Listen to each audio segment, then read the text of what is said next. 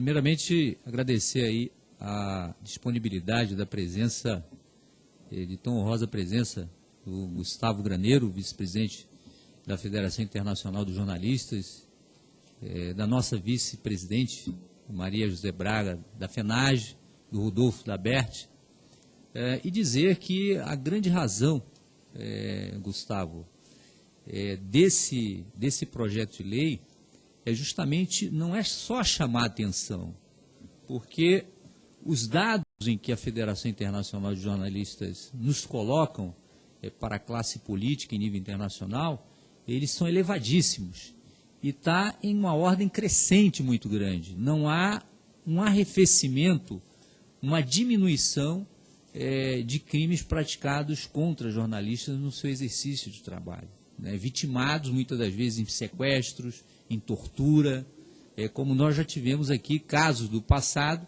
que relembramos um pouco de um período muito triste no Brasil, que foi vitimado vários jornalistas, e o símbolo maior é o nosso Vladimir Herzog, vivo na memória, morto de uma forma bárbara no cárcere da polícia política na época no Brasil. E também tivemos vários outros casos. O que mais chamou a atenção foi o caso Tim Lopes, em uma comunidade pobre, fazendo uma reportagem jornalística onde denunciava ali as atrocidades no narcotráfico praticado contra crianças. Então, e esses casos, né, que tiveram aí várias notícias, a imprensa cumpre o seu papel, ou seja, está incerto aqui no artigo 220 da Constituição da República, a seguinte assertiva: a manifestação do pensamento, a criação, a expressão e a informação sob qualquer forma, processo ou veículo não sofrerão quaisquer restrição observado o disposto nessa Constituição. E aí remete o artigo 5º, que trata dos direitos e garantias individuais e coletivos. Será que nós, no Brasil, cumprimos esse artigo? Será que não há nenhuma restrição contra a atividade do jornalista? Ou seja, quando um jornalista é vitimado, é pago com a sua própria vida, né? Como o próprio relatório do Comitê de Proteção de Jornalistas, com sede em Nova York, que fez contato com o nosso gabinete e denunciou o fato. As autoridades brasileiras nunca chegaram aos mandantes dos crimes, na maioria dos casos, dos jornalistas vitimados. E nós estamos vendo uma escalada, à medida em que se aproximam, né, as eleições no país, né, tanto a eleição municipal quanto a eleição dos estados e até de presidência da República, aumenta o número de jornalistas ameaçados e vitimados, porque está na veia jornalística, está na boa informação, de passar para a população, e principalmente para os eleitores, o exercício da cidadania, de cobrar das autoridades maior responsabilidade pública.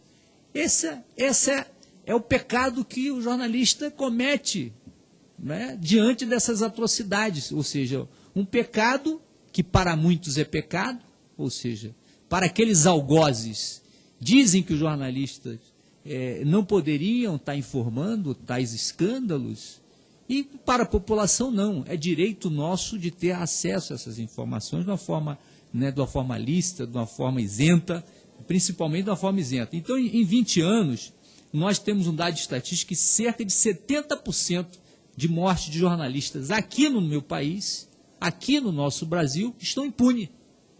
Estão impunes. 70%, não é 1%, não é 2%, não é 20%, é 70%.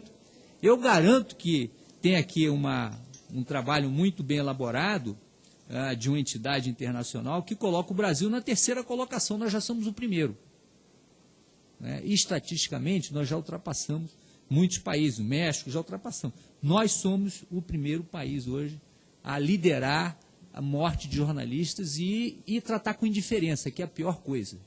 É a pior coisa. Na minha cidade, no Guarujá, no estado de São Paulo, vários jornalistas já foram vitimados.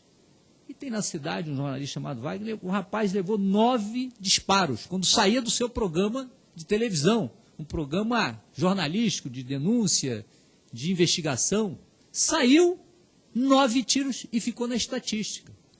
Virou estatística. Esse rapaz Está vivo, não exerce mais atividade com aquele vigor como gostaria que exercer, o temor é muito grande, e na cidade nada aconteceu, nada se faz. No estado de São Paulo, nada acontece, nada se faz em relação a dar segurança ao trabalho da atividade de jornalística. Então, esse projeto ele vem a tratar dessa questão, a querer, nós temos que dar, aqui no Congresso Nacional, é dever nosso nós darmos um basta. E o basta é penalizar quem praticar crime contra jornalistas. Ué, o cidadão comum já não tem aquela proteção, nós, cidadãos comuns, nós não temos. Imagine um jornalista que denuncia um político, que denuncia um agente do Estado, não é? Numa cidade pequena, do interior, norte, nordeste, ou do sul, sudeste, ou do centro-oeste, principalmente, onde também nós temos vários casos elencados. E a presença dessas entidades aqui, presidente Efraim, reforça o trabalho da nossa Comissão de Segurança Pública. Não é nenhum apelo que as entidades e que os jornalistas brasileiros fazem ao Parlamento brasileiro, não é nenhum direito nosso, é dever nosso de tratar essa questão com muita responsabilidade, porque a democracia no Brasil se trata pelo livre exercício da atividade jornalística. A democracia se reforma, se reafirma pelo trabalho da imprensa brasileira, pelo trabalho da imprensa internacional.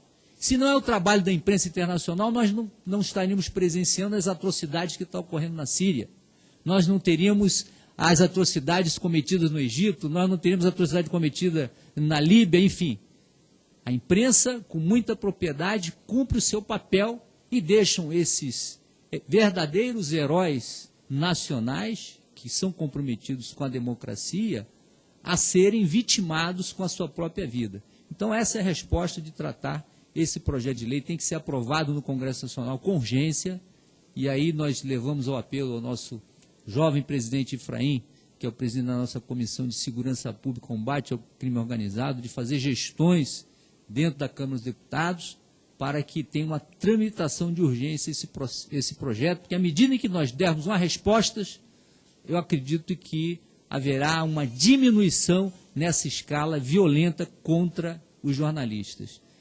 E aí vai a indagação para a mesa, né, se manifestar. Os senhores acham que esse projeto de lei, que no Brasil é o único país a tratar disso, porque eu já tive informações que outros países não tratam com especial atenção à atividade jornalística, ou seja, da atividade jornalística de ter a proteção do Estado, muito ao contrário, tem a opressão do Estado em determinados países, né? Tem perseguição contra jornalistas. Os senhores acham que no Brasil, ao tratar desse tema com tamanha atenção, com tamanha especialidade, venha a causar um reflexo internacional, que outros países possam adotar o mesmo sistema aqui no Brasil? Essa é a indagação.